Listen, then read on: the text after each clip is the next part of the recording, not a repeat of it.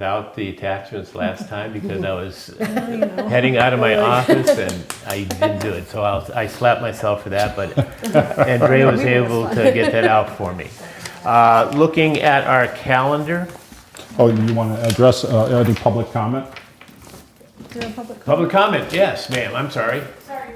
Well, not sorry. Two things. So Bijoc, 175 Main Street. Two things. One is, I think it behooves the Finance Committee, specifically the chair, to talk with the chair of the Select Board regarding putting EVRS on an either separate or joint agendas, regardless of who attends. I would think it would be a better one Yeah. because we've been trying to do joint things with them and I can't see that not being an No, I mean for part. Northfield Yeah. alone, so that Northfield gets on the same page, because different members have gone to different meetings at different points in time, so that might be prudent. And then in listening to the MS discussion, I just wanted to offer a couple of things in perspective. So I've been on the regionalization task force for the last 2 years, and the main message that came out of when we first started was sustainability of EMS for the future, period. And sustainability, among all of the areas that we've looked at, I'll just say that one was facility, another was personnel, and the third was capital. Meaning what was identified with capital was that there was a, for lack of a better term, a just-in-time approach, which meant we were going for an ambulance when needed. And, you know, that's typical for a lot of small towns.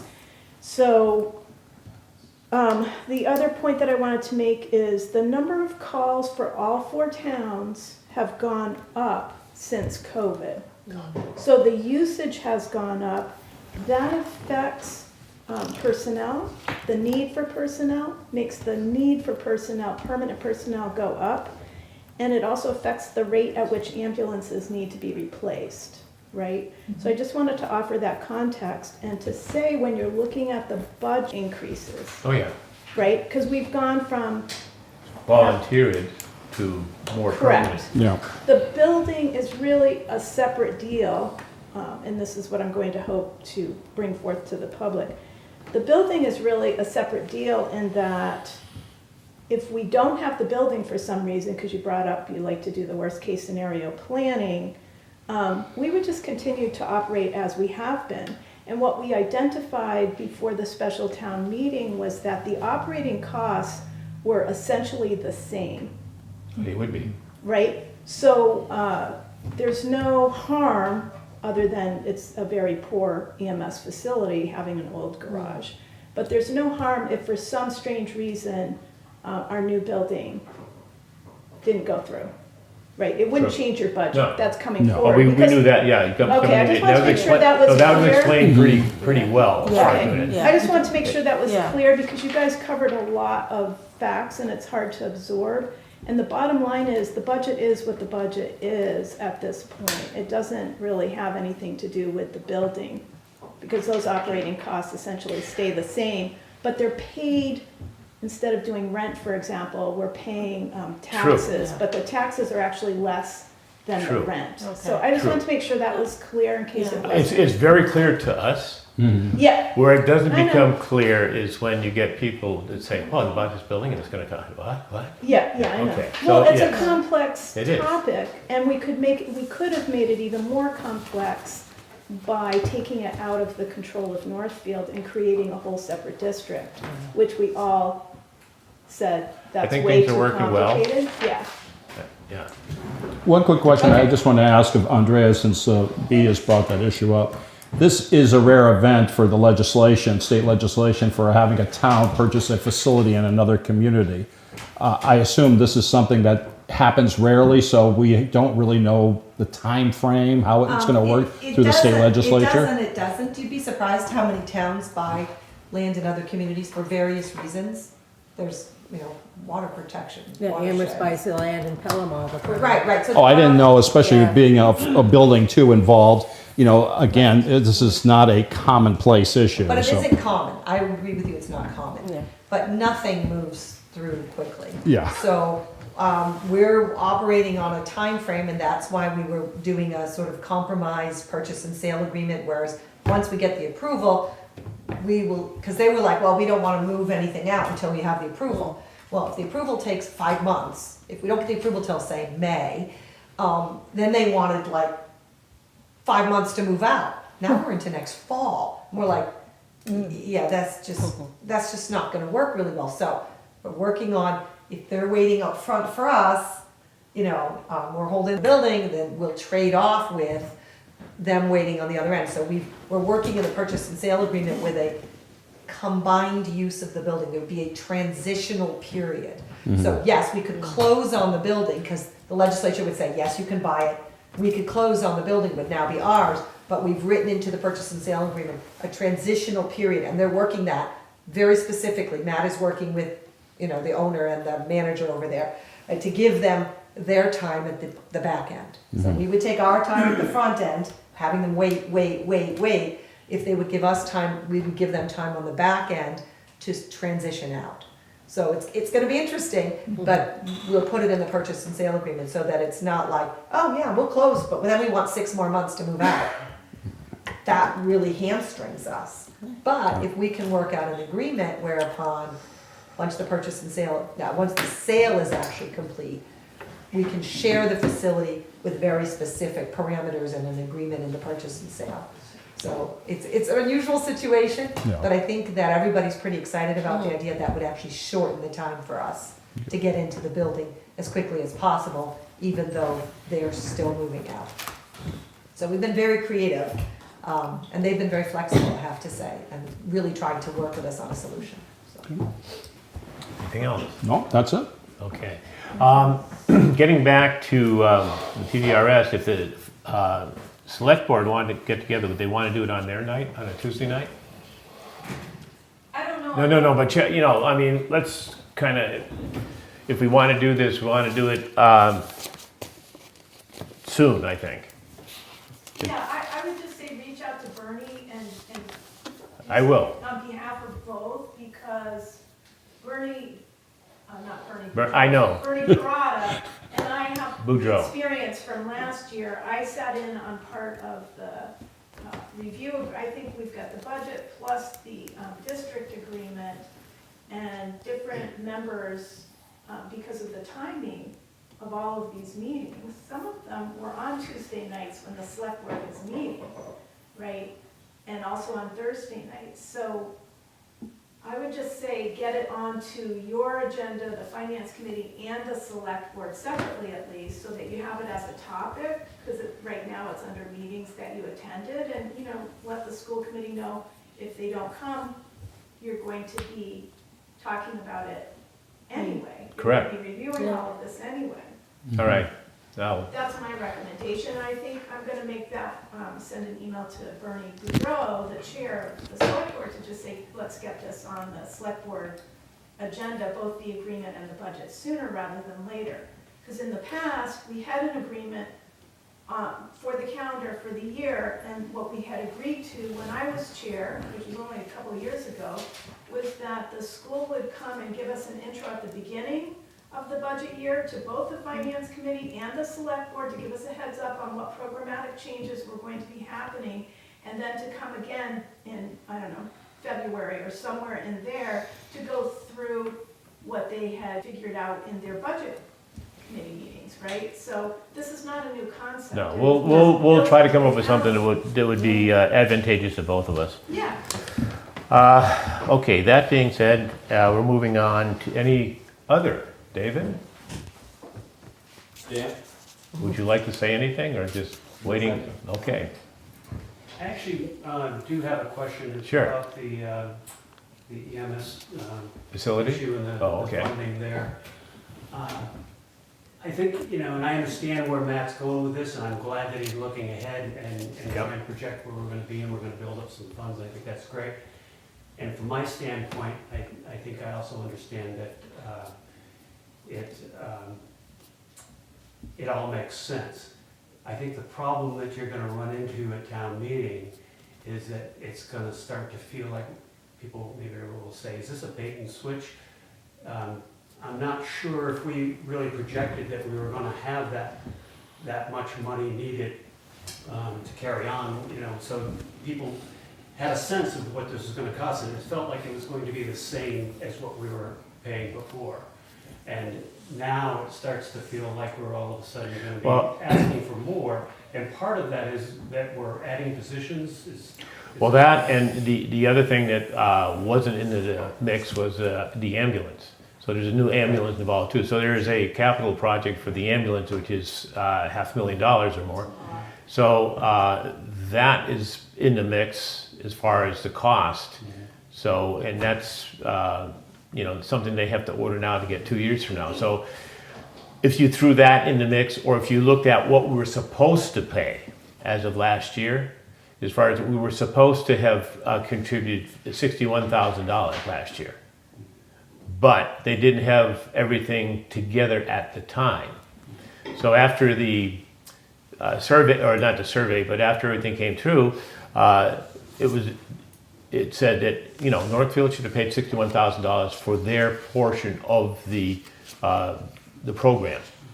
So the going up $45,000, you got to consider the ambulance there too. And yes, it's more than what I thought it was going to be.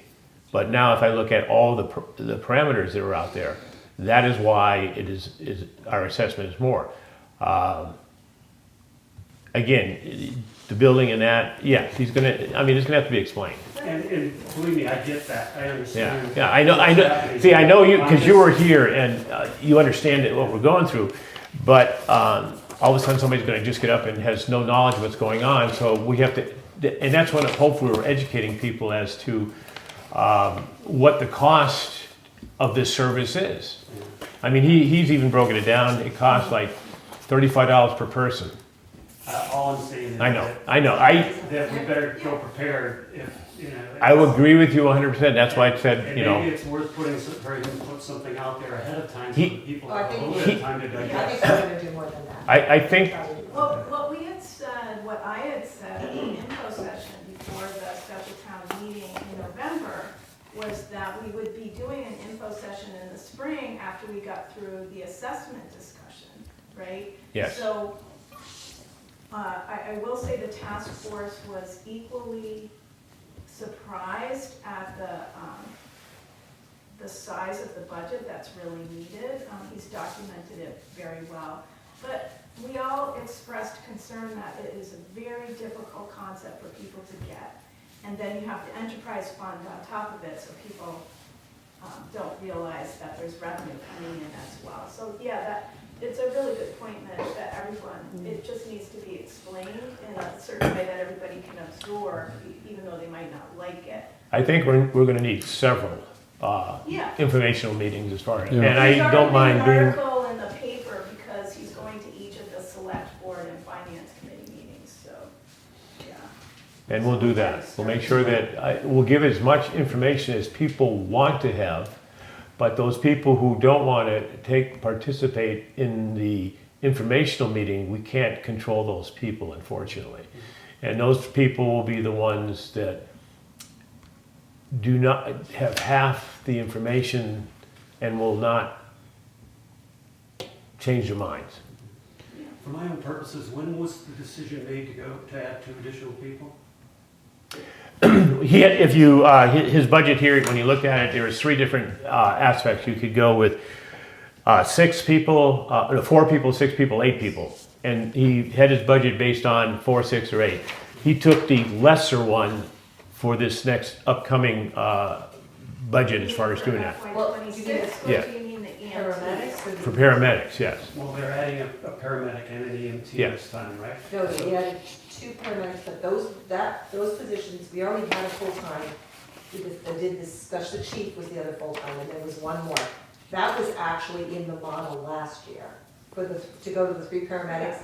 That was actually in the model budget last year, and it showed 3 different paramedics. In the addition of the 2 full-time EMTs, he brought to the board talking about this year's budget absorbing the bulk of that, because getting rid of part-time hours. That's what the problem is you can't fill the part-time hours. So there's an offset balance with putting in a full-time EMT and eliminating on-call hours on the schedule. So, I get that. In my mind, it's, when was that actually, that decision made? The So that- full-time EMTs? Yes, so that people It was can just- say, people sitting in that meeting might say, well, wait a minute, did they just stick those two in all of a sudden? I mean, that's the kind of thing that needs to be put out there, so that, Sure. okay, that. And that's decision what was he's made going to have last to year defend, yeah. When everyone else was involved and you heard about this, it was Yep. coming down. But if you hit them with this higher number, and then all of a sudden you're realizing, well, part of this is the addition of, they're not gonna understand that. And I think it just needs to be put out there so that people True. know that this was a decision that was made quite a while ago, and you are aware, you were made aware of it. And so that way, at least, it softens the blow.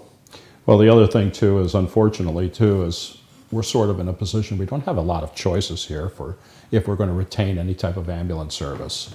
Commercial ambulance services are going out of business and not providing emergency Good services. information for them to hear. And Yeah. the thing they're going to mostly, they would just like routine transports with people who are not EMTs or paramedics. That's more service. They're going to, like taking people from nursing homes to the hospital or to doctor's appointments where where transport's necessary. So we will- We're left with only one choice, because if we don't have this, there is no guaranteed service for the residents of this community or our surrounding neighbors. And we have an obligation, as you know, to make sure that we do have the emergency services, police, fire, and EMS. Here's the other part that's gonna come in here too, I think, and obviously, it sounds like they have no control over what they can charge.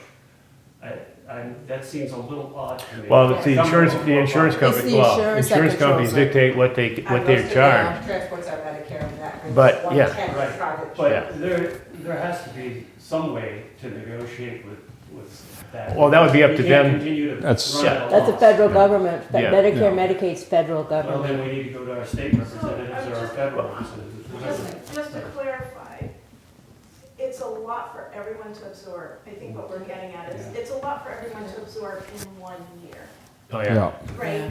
So it's going to be incumbent upon all of us who are very familiar with the details to when we get to the spring, is to lay it out like we did in the fall, with a PowerPoint that walks people through all of those elements, right? And so that people can see it's not quote unquote a bait and switch. It's the more research you do, the more you find out. And also still reminding people that they do have revenue coming in. They have not been operating at a loss prior. That's been covered every single year. So people can get up and say the budget is too big. If the budget has been covered, which it has been in the last few years, it's a net. It's a net. The challenge with operating ambulances, you have delays in which you're projecting your revenue, because your billing cycle is something like 90 days. So if somebody has an ambulance call, we won't see that payment for like another month to 2 months or 3 months, right? So what we're gonna do, Yeah. we're just gonna bring them in, and we're gonna all be here. Mm-hmm. Okay, I tried to We warn should them. have them come back. Yes, and we're- Do it as a test. Yes, and we will A simple present one. him with all of the arguments that come out there, so he'll be prepared, and we will have informational meetings Yeah. to be able to address issues so that people can understand Right. that this is a good thing, okay? That's basically what we're saying here. Yeah, We Matt are- got a lot of information, Yes. but it's a lot for. It is a the lot to average person digest. to I digest. agree with you So 100%, somebody's been yes. Doing it for Yeah. 4 years, it's still complex. Well, the other thing too with the additional personnel is because you also have additional, as you've seen, there's been a substantial increase in ambulance runs. So obviously, the more runs you have, you're going to need obviously more additional personnel. I mean, we're an aging community. According to the senior center, a third of our residents are over 65 years of age.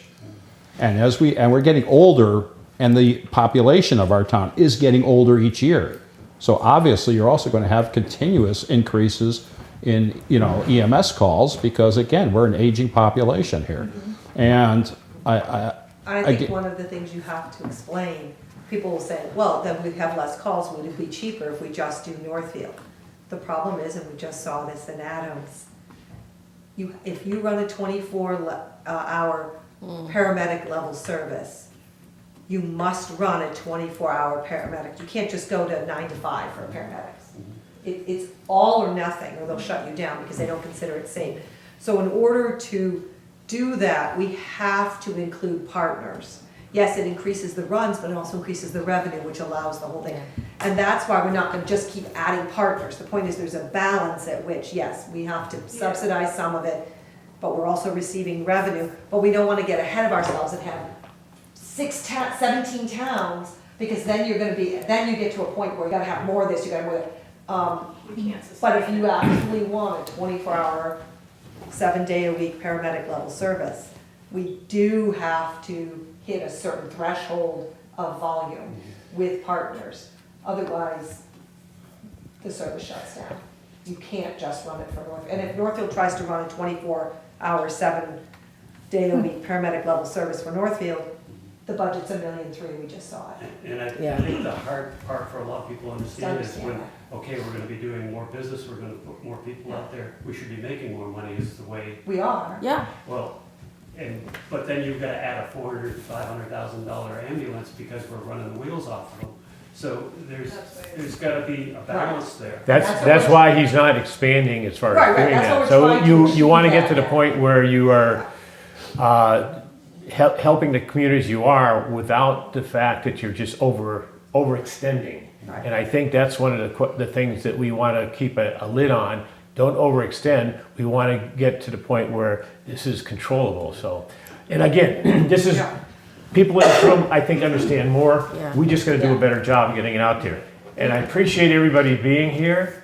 Thank you guys, good job. The next meeting is going to be February 3rd? the 3rd, and we have coming in Highway, as far as I know, Board of Health, Transfer Station, and Sewer.